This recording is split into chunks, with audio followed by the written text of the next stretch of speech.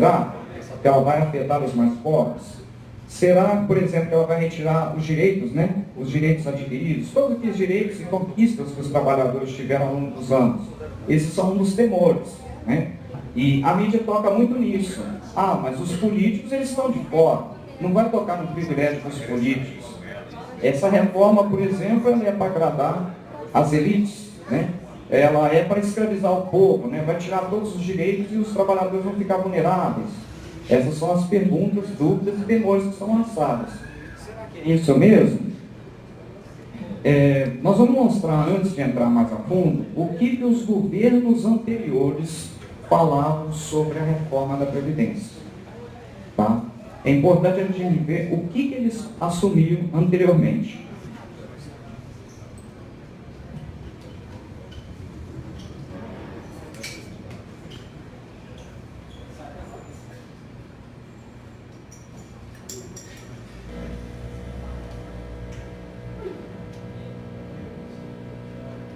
Eu vi falar na reforma da Previdência, veja, eu acho que a Dilma já criou, há uns 3 ou 4 meses atrás, uma comissão tripartite entre trabalhadores, empresários e governo para discutir a Previdência. Eu acho que essa comissão deve apresentar, quando tiver pronto um projeto.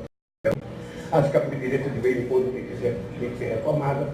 Quando você que é advogado, quando a lei Eloy Chaves foi feita em 1923, se não me falha a memória, a gente morria com 60 anos de idade, com 50 anos de idade. Hoje a gente está morrendo com 65, eu já estou quase lá, estou com 70. Tá? Mas, sabe, é sensível na medida que avance cientificamente a nossa sobrevivência, a nossa longevidade, você não pode ficar com a mesma lei que você tinha às vezes há 50 anos atrás. É preciso que você avance. Em um café da manhã com jornalistas, a presidente Dilma Rousseff defendeu o aumento na idade mínima para a aposentadoria e afirmou que a prioridade do governo nesse ano será o reequilíbrio fiscal e o controle da inflação. Dilma falou por quase 2 horas, mesmo com a resistência explícita do PT e movimentos sociais que dão sustentação ao seu governo. Ela deixou clara sua disposição de pautar uma agenda impopular para reequilibrar as contas do país. A reforma da Previdência. Você tem várias formas para encarar a questão da Previdência. Os países desenvolvidos, todos eles buscaram aumentar a idade de acesso, a idade mínima para acessar a aposentadoria. Tem esse caminho. Tem um outro caminho também, que é o 85-95 móvel, progressivo, que resultará na mesma convergência.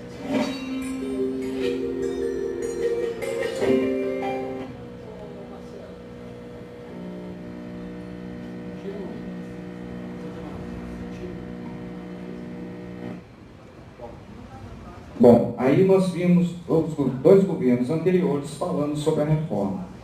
Nós vamos dar oportunidade agora ao palestrante também, o Alexandre Batz, tá?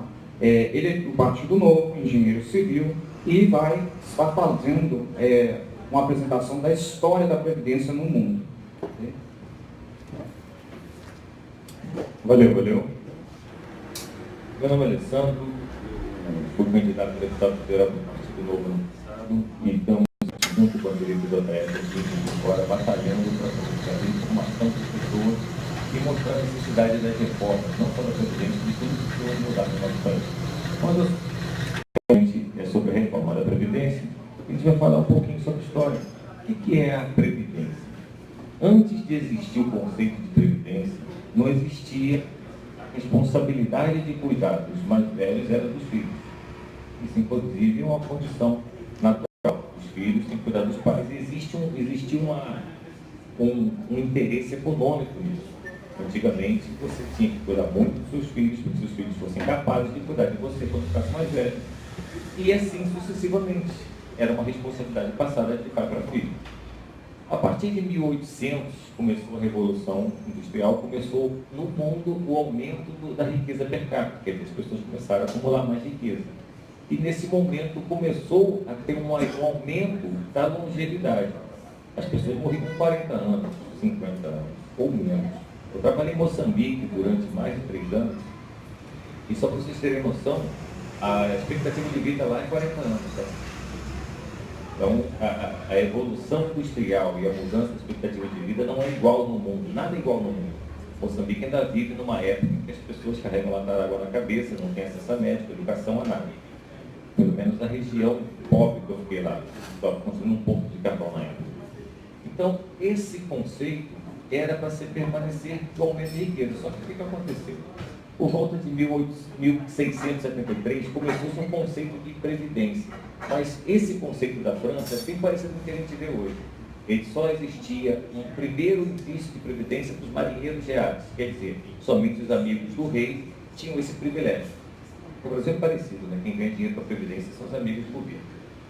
Mas vamos continuar. Na Alemanha, em 1880, na época, começou a aumentar o valor per capita, começou a ter dinheiro, a sociedade começou a aumentar a capacidade de produção. Em 1939, von Bismarck, que é o nome do carinha aqui, Otto von Bismarck, era primeiro-ministro da Prússia, ele estabeleceu o primeiro sistema previdenciário estatal do mundo. Ele quebrou um pacto antigo, em que a família cuidava dos mais velhos, e colocou o Estado, a partir desse momento, com essa responsabilidade. Ele colocou, era uma data de 70 anos, inclusive ele tinha um conceito religioso sobre isso, que é de 70 anos. E o Estado, a partir desse momento, começou a tomar conta dos mais velhos. E o que aconteceu? Progressivamente, a partir dessa época, se aumentou a expectativa de vida, se aumentou a renda per capita e começou a ter, as pessoas começando a viver mais, começou a ter uma percepção de herança, que era a pessoa conseguir deixar algo para os seus filhos. Então começou a inverter esse conceito. Em vez de você ter que seus filhos cuidem de você, você começou a deixar alguma coisa para os seus filhos, as pessoas que conseguiam acumular patrimônio. Então essa mudança começou na sociedade, isso criou um grande impacto. Aqui, ó. O princípio era claro, o Estado, e não mais a família, passava a ser o responsável legal por cuidar dos idosos, caso se houvesse exercido trabalho salarial, mesmo se os filhos não honrassem suas obrigações para com os pais. Então os filhos passaram a não ter mais essa preocupação, tirou o peso dos filhos de cuidar dos pais e mudou também o conceito. Você não precisava mais fazer economias, você não precisava mais ser previdente, quer dizer, cuidar da previdência, ser previdente, é ser antecipado ao futuro, cuidar do seu futuro. Você começou a ter uma ilusão de que você pode gastar o que você ganha porque o Estado vai cuidar de você na velhice. E você também precisa se preocupar em juntar dinheiro porque você vai ter o seu salário e você no futuro não tem que se preocupar com o seu filho bancar você, porque você vai ter o Estado. Então criou-se uma expectativa. E isso é muito interessante para a sociedade na época, porque você tira um peso das pessoas e você cria aquela sensação de bem-estar comum, sensação de bem-estar social. O Estado é um pai que vai cuidar de todos vocês. Nós sabemos onde a gente está terminando. Vamos continuar um pouco da história. Isso tinha todo na época. E trata do sistema de repartição direta. Então, qual o sentido da época? O trabalhador de hoje paga a aposentadoria de um aposentado para que no futuro, quando esse trabalhador se aposentar, outro trabalhador que estiver no mercado pague a aposentadoria para ele. O dinheiro da aposentadoria não é guardado, ele não é acumulado, ele é simplesmente gasto.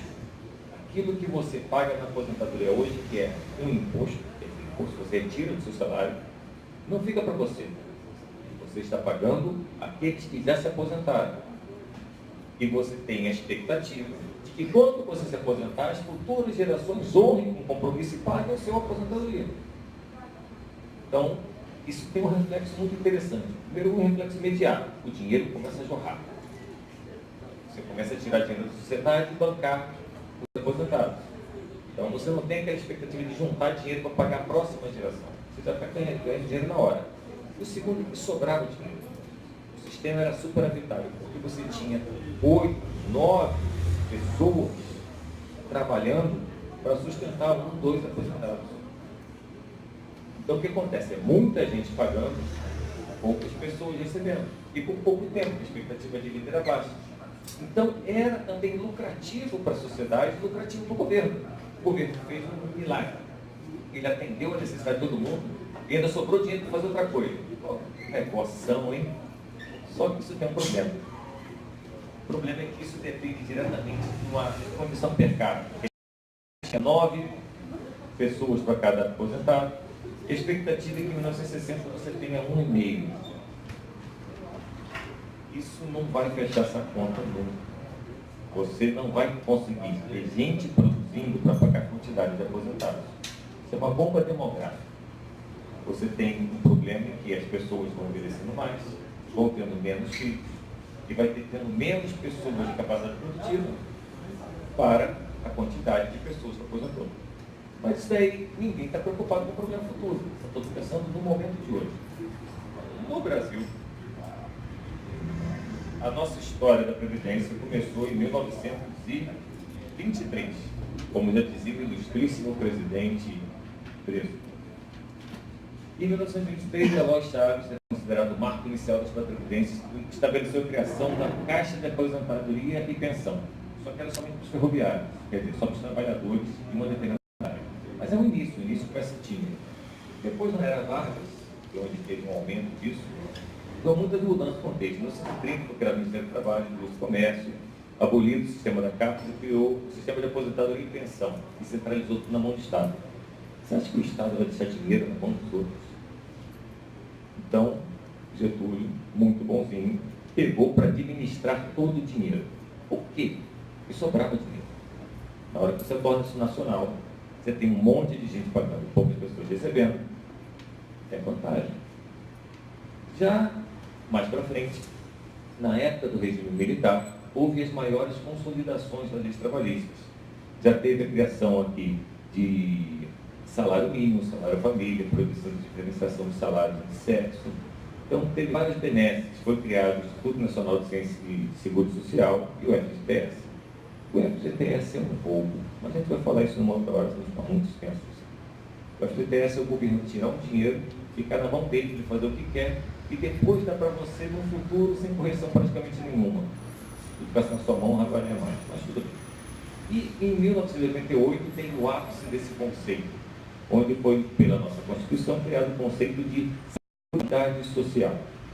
Então, esse período, desde 1923 a 1988, foi se crescendo a quantidade de benefícios e direitos. É o Estado paternalista, uma visão do bem-estar social, welfare state. Em 88 já estava uma contramão da história, tá? O muro de Berlim estava caindo, os Estados europeus já estavam com problemas com suas previdências, e a gente só crescendo, só crescendo. A partir daí, 88, para quem não lembra, era ainda a hiperinflação, o Brasil estava numa zona, tinha acabado de suas vidas, já estava uma década perdida. Então, o que as pessoas que assumiram queriam é direito? Eu quero garantir o direito porque está tudo um caos. A partir já de 92, com a mudança do Plano Real, começou-se uma estabilidade econômica, começou-se a ter uma visão do futuro de onde existir. Aí começou a tirar. Assim, ó, está começando a ficar complicado. Fernando Henrique foi eleito falando em reforma da Previdência. Você tem noção, ele tem 25 anos, está discutindo esse assunto e não resolveu. Aí Fernando Henrique começou uma reforma tímida. A primeira coisa que ele fez foi acabar com esse negócio de idade, de tempo de serviço de trabalho. Passou para tempo de serviço de contribuição e colocou 30 anos para mulheres e 35 para homens e implantou o fator previdenciário. Quer dizer, ele começou a diminuir o que estava gastando. Por quê? Porque começou a ver que não estava mais sobrando dinheiro. Está faltando dinheiro. Aquela conta maravilhosa começou a só ter que injetar, começou a custar para mais. Aí, já partindo lá para frente, o próprio governo Lula, em 2003, começou a atacar o funcionalismo, que era um paraíso. Né? Você entrava para lá e se aposentava com salário integral da ativa e sem problema nenhum.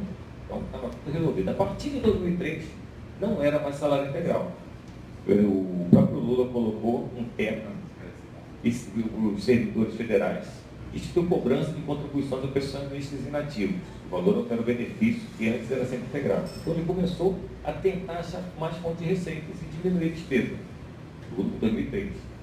Já em 2015, o Congresso aprova, durante o governo da Dilma, outra mudança que altera a idade de aposentadoria, segundo a regra conhecida como 85-95, que é somar a sua idade com o tempo de contribuição. E essa soma você começava a criar mais limites. O objetivo era sempre, de uma forma, porque esses governos nunca tiveram representatividade e força para fazer reforma como deve ser feita, de uma forma tímida, colocar essas mudanças para começar a limitar o ingresso à Previdência e começar a aumentar a quantidade de pessoas pagando. Então, estava querendo tirar o cara que ia aposentar e manter ele contribuindo. O objetivo é esse. Então, A questão é que ninguém olha a realidade fiscal. A gente praticamente não estuda isso. E a falência futura. A realidade é que todos os estados do mundo, não só o Brasil que fez isso não, que adotaram um sistema de previdência de repartição, que é quem trabalha hoje paga para se ficar aposentado, ou quebraram ou vão quebrar. Não é uma conta assim fácil, difícil de entender. Se você tinha 8, 9 pagando para 1, 2 aposentados, e agora você vai ter um e pouco pagando para um aposentado, não fecha a conta. Isso é uma tendência. E o Brasil não está sendo sozinho, o Brasil só está um pouco mais atrasado. A Itália, se alguém tiver curiosidade, ela quebrou o sistema de aposentadoria dela. Faliu. Não teve reforma. Todo mundo parou de receber e está todo mundo se virar lá com a aposentadoria privada. Então nós não podemos chegar nesse ponto. Vou falar um pouquinho de como é que é o sistema hoje. Só uma noçãozinha rápida.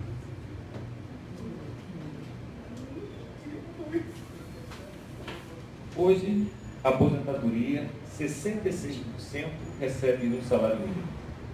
Na fase de quase 90% recebe menos de 2 salários mínimos, quer dizer, até 2. Então, a Previdência tem uma maioria de brasileiros que vivem com 1 ou 2 salários mínimos. E um pequeno grupo de amigos do rei que aposentam com 30 mil, com 40 mil, com 20 mil, que são os beneficiários dos serviços públicos ou os políticos, algum desses grupos especiais. Então, o sistema de aposentadoria é uma transferência de renda do mais pobre, a massa que paga a aposentadoria, para uma DIFO que recebe aposentadorias grandes. Não é esse o objetivo da aposentadoria. A aposentadoria é você garantir uma dignidade mínima às pessoas que estão vida trabalhando. Não é dar privilégio para quem está amigo da máquina. E é isso que ele precisa mudar. Então vamos lá. Você tem uma condição de alíquota, quem recebe até 1.700 paga 8%, quem recebe entre 1.700 e 2.000 paga 9%, e de 3.000 a 5.800 paga 11%. Essas alíquotas também pretendem mudar, e hoje, também quem trabalha no sistema de aposentadoria público, né, paga uma alíquota de 11%, independente do valor que ele recebe. Nós temos uma aposentadoria por idade, hoje, de 60 anos para mulheres, 65 para homens, já funciona. Se você tiver no mínimo 15 anos de contribuição, essa é a nossa situação real hoje. E se você tiver 30 anos de contribuição para mulheres e 35 para homens, não tem limite de idade. Isso quase não existe mais no mundo. Aposentadoria sem limite de idade, quer dizer, pessoas aposentando com 50 anos, é uma coisa ainda rara no mundo. Nós estamos muito atrasados no processo de revisão da aposentadoria. Na questão da regra do rural, você tem 55 anos para mulheres, 60 para homens e 15 anos mínimo de contribuição. E o professor, tem uma aposentadoria separada também, é 25 anos de contribuição para mulheres e 30 anos para homens, não tem limite de idade. E esse sistema hoje é o que precisa ser modificado. E é sobre isso que a gente está falando.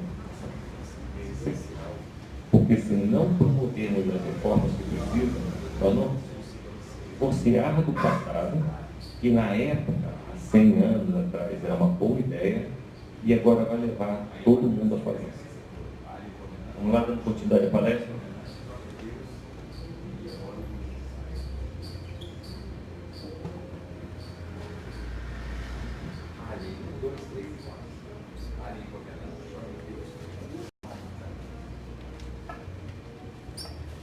Bom, e por que a nossa Previdência está quebrando? O nosso esquema previdenciário foi feito para 5 jovens ativos, 5 pessoas que contribuem para a Previdência, bancarem 1 e 2. Só que o que está acontecendo é que a redução da natalidade está cada vez menor. Os adultos hoje em dia, os casais, estão tendo 1 a 2 filhos no máximo. Antigamente eles tinham 4, 5 filhos. Os idosos estão vivendo mais. Quando a Previdência foi feita em 1940, eles tinham uma possível vida e até expectativa de até 60 anos. Hoje em dia já está chegando a 75. E nós, hoje em dia, temos 10,8% da nossa população idosa. Só que esse número, até 2060, vai chegar a 48,2%. Ou seja, não vai ter 5 jovens ativos para bancarem um idoso. A Previdência não tem como dar certo.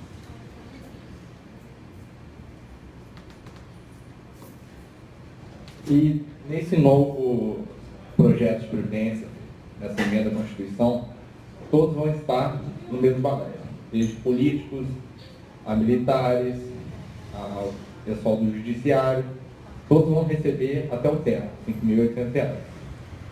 Se quiserem receber mais, eles terão que pagar uma aposentadoria privada.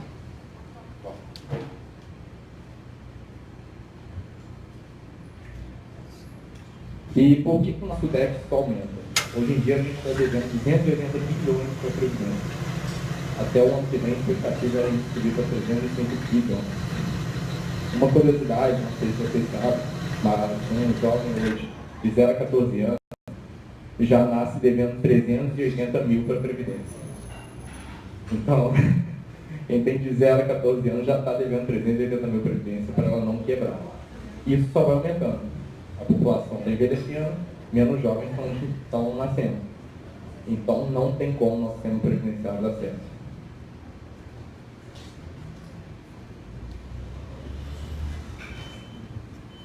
Então, dando continuidade, vou estar falando aqui sobre modelos alternativos. Tá?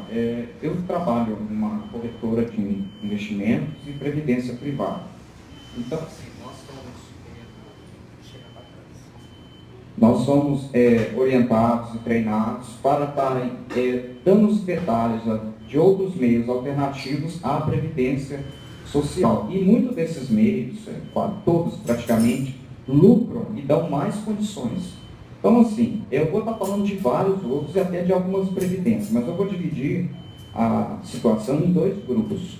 Aquilo que é fornecido pelo Estado e aquilo pelo setor privado, para ficar mais claro para as pessoas. Então, assim, comparando em outros países, né, existe o modelo público-privado. Esse é bem típico da Alemanha.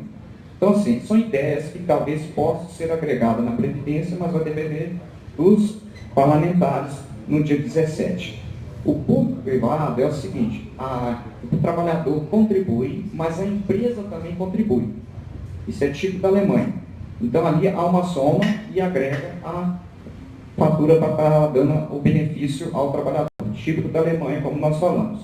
Um outro modelo que existe é a capitalização individual. Tá?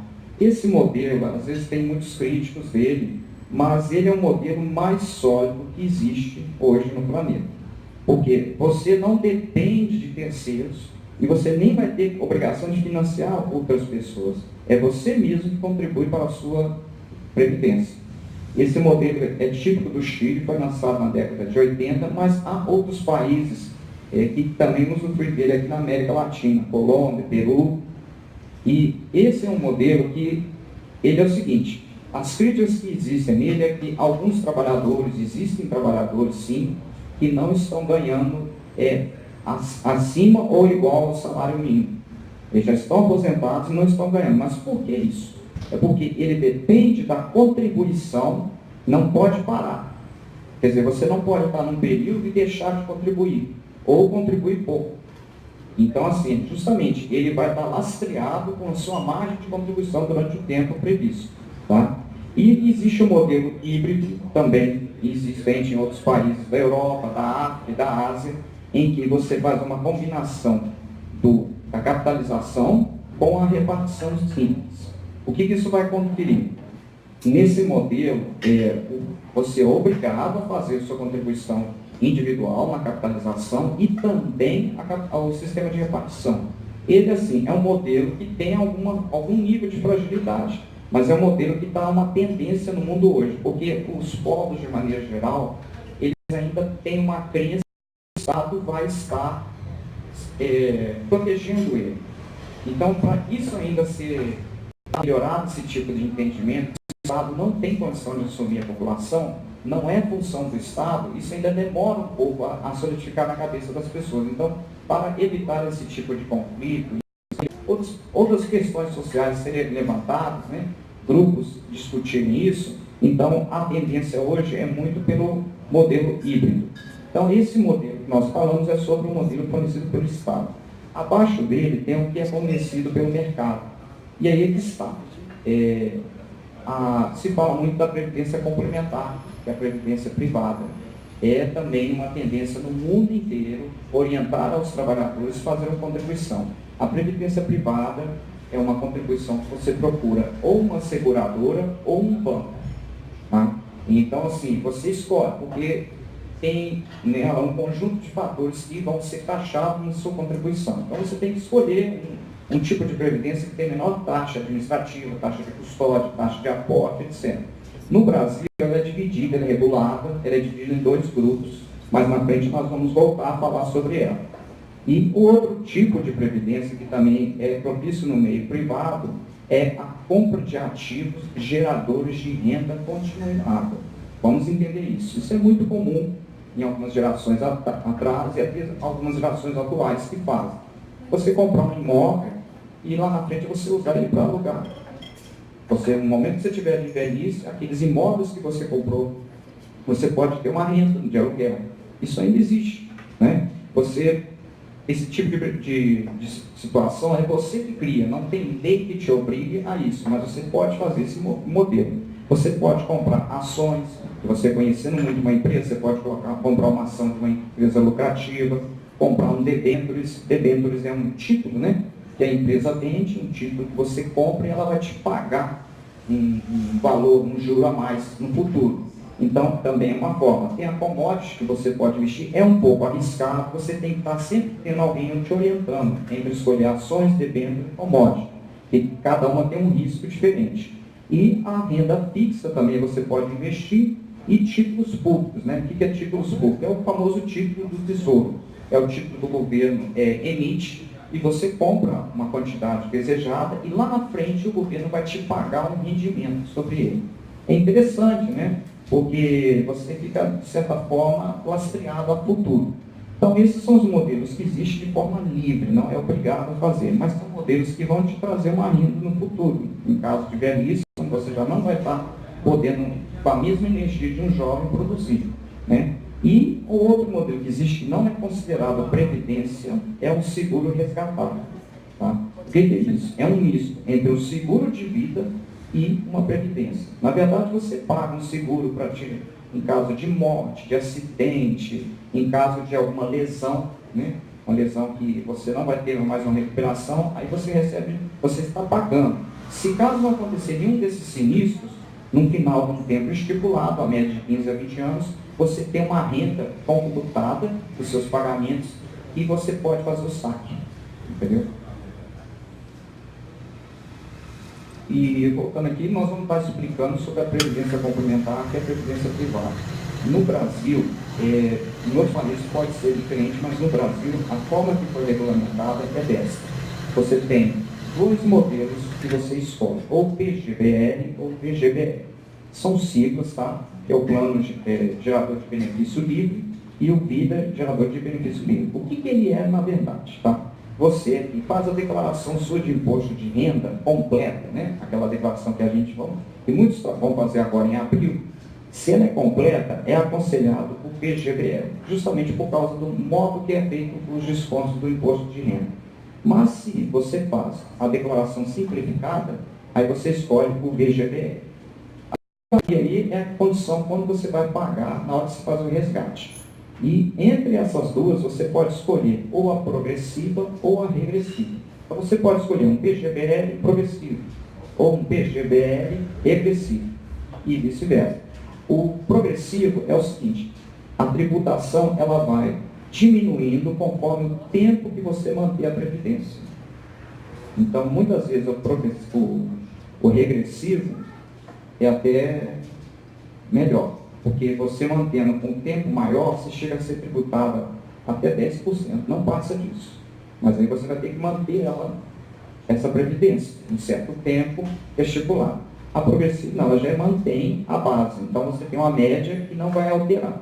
Então, o cliente ele escolhe na corretora ou no banco, né, qual dos 2 modelos que ele quer e qual das 2 tipos de regime de tributação.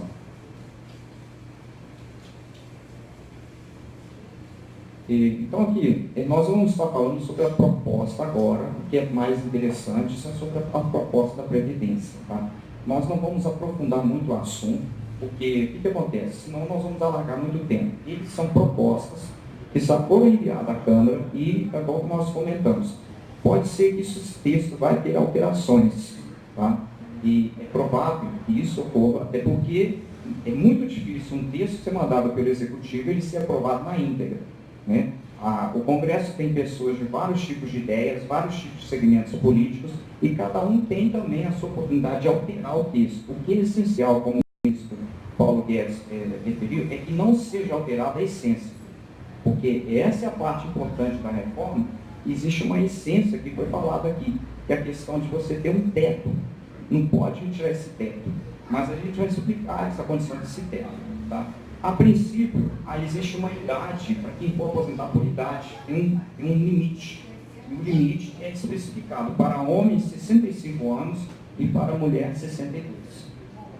Então, quem for optar por idade, está dentro disso. Isso vale também para os trabalhadores da iniciativa pública, tanto privada quanto pública. Na pública tem uma diferença, tá? Alguns direitos que os servidores possuem serão mantidos. Às vezes tem dúvidas sobre isso. Hoje, você que é servidor público, eu não sei se tem alguém que é servidor público, não sei, talvez isso possa esclarecer para você. O que acontece? Quando é servidor público, aqueles anos que você trabalhou na iniciativa privada podem ser somados com o seu tempo de serviço na iniciativa pública. Você trabalhando como servidor. Como que é feita essa jogada? Você tem também uma obrigação. Então, você tem que trabalhar 10 anos no serviço público e pelo menos 5 anos na sua função.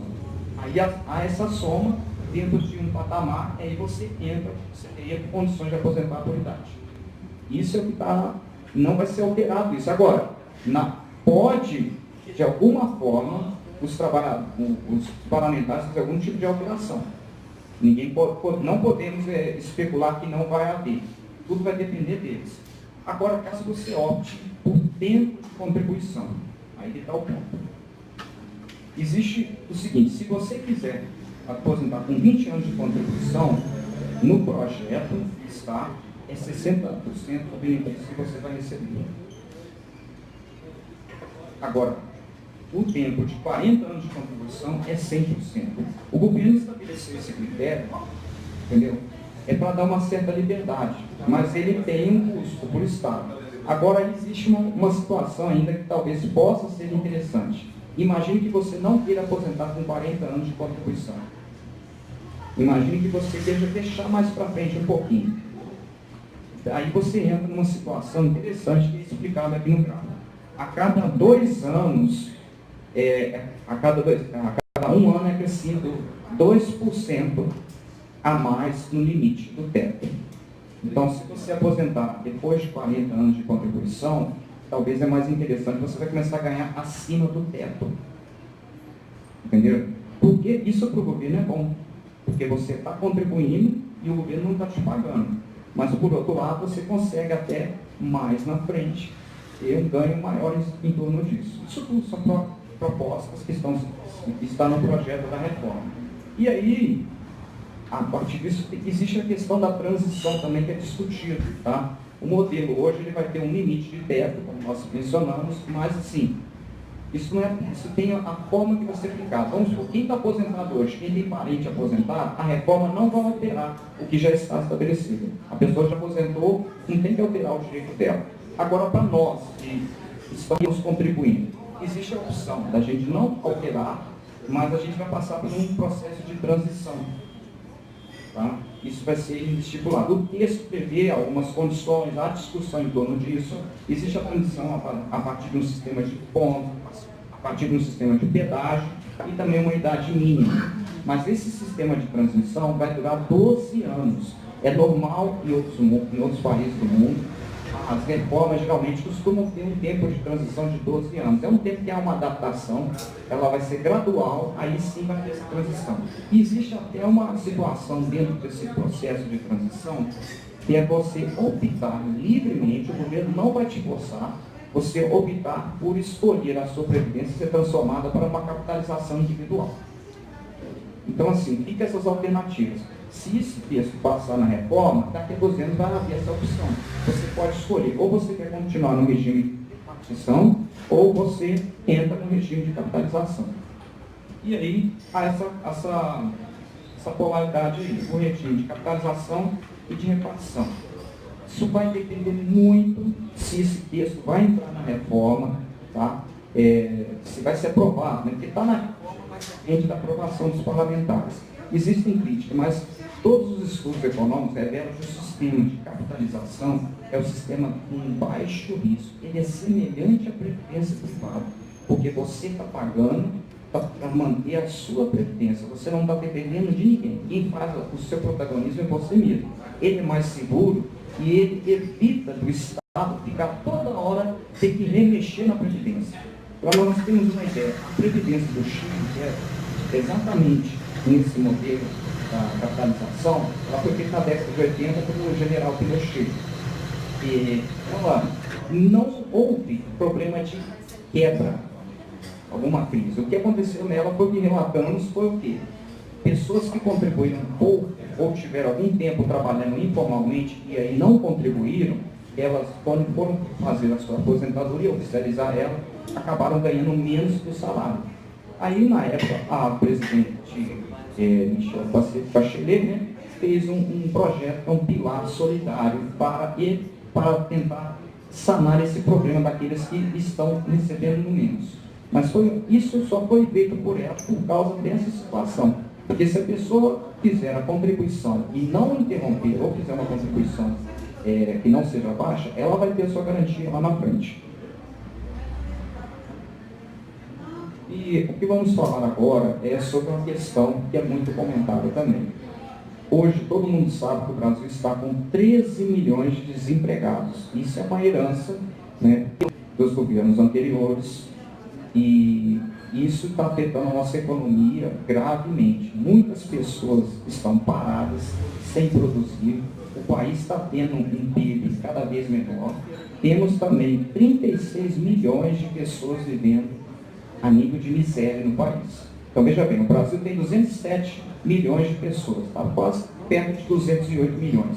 Imagina, nós temos 36 milhões de pessoas vivendo na miséria e ainda 13 milhões de pessoas desempregadas. Se a gente conversar com um outro aqui, você vai encontrar várias pessoas conhecidas que estão sem trabalho. E cadê essas vagas? Né? Isso é resultado da Previdência também, como mostrado nos gráficos anteriores. Porque quando o Estado tem uma dívida muito grande, quem vai pagar essa dívida não é o Estado. Quem vai pagar essa dívida é a sociedade. E os empresários, os investidores, eles retiram os seus investimentos porque o cenário é crítico, é arriscado. Gente, existe uma lógica que nós temos que pensar. Qualquer um aqui que for empresário, ou qualquer um que tiver aqui um recurso, um capital, isso está muito comum hoje. Os investidores existem no país, mas eles retiram os seus investimentos. Você não vai se arriscar em investir numa sociedade que tem risco de quebrar, em que o governo amanhã vai confiscar esse dinheiro, vai confiscar o seu lucro. Você mesmo vai quebrar junto com o governo. Então você não vai ser, vamos supor, irresponsável para esse risco. E a reforma, ela tem essa situação de trazer um certo equilíbrio para a economia nossa. Por quê? Havendo a reforma da Previdência, os empresários e os investidores internacionais estão tendo uma expectativa muito grande em torno disso. O Brasil é um país muito grande, temos muito recurso, muita força produtiva, temos realmente toda a dimensão de infraestrutura que é possível de ser explorada, mas depende muito dessa reforma ser aprovada. Esta reforma sendo aprovada, existe uma perspectiva entre 5 a 8 milhões de empregos imediatos e diretos surgirem. E esses empregos vão surgir através desses investidores. Não só investidores brasileiros, mas como também investidores do exterior. Porque existe sim muita expectativa de investir no Brasil. O Brasil não é um país esquecido do mundo, ele é um país que tem uma riqueza muito grande, mas só está dependendo realmente dessa situação da reforma. É que é o ponto. Por isso que o governo Bolsonaro, ele focou na questão da reforma. Podemos reparar que outros tipos de proposta ele não está colocando na frente. E a reforma é a primeira, porque já foi sinalizado o alerta.